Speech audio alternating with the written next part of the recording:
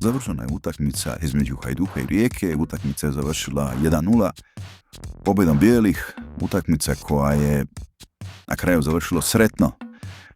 Za Hajduk približili smo se Dinamu na 5 bodova zaostatka i sve što mogu reći je da što se tiče utakmice jako drugačije drugo poluvrijeme od prvog poluvremena. Prvo poluvrijeme je bilo dosta šahovski, dosta je tu sporo bilo, spore tranzicije s jedne i druge strane.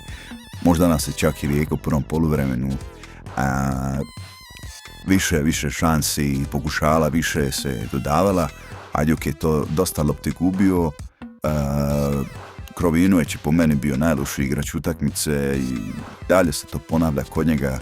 Te odluke, strah od odluke, vraćanje lopte nazad prema golmanu i onda igra sa golmanom, ali ako Garcia tako teži, morat ćemo se navikati. Što se tiče drugog poluvremena, oni su imali taj crni karton koji je zaslužen. Jednostavno Hajduk je iskoristio gol Marešić, to jest nabačaj Marešića i gol Marka Livaje za 1:0.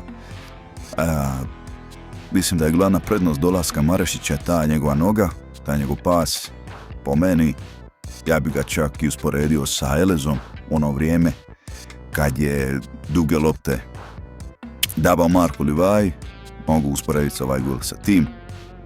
A što se tiče ostalog igru treba definitivno popraviti i mislim da bi Marešić trebao biti u prvih 11 zajedno sa Račin i da bi to trebala biti jedna dobra zadnja i čvrsta zadnja linija. Eto, na kraju je dobro se završilo. Mislio sam da neće biti dobro, da ćemo već odustati od borbe za naslov, međutim evo i dalje smo u toj borbi i samo tako trebamo nastaviti. Napišite vaše mišljenje u komentarima, lajkajte video, pretplatite se na kanal, a mi se u sljedećem videu do tada. Pozdrav!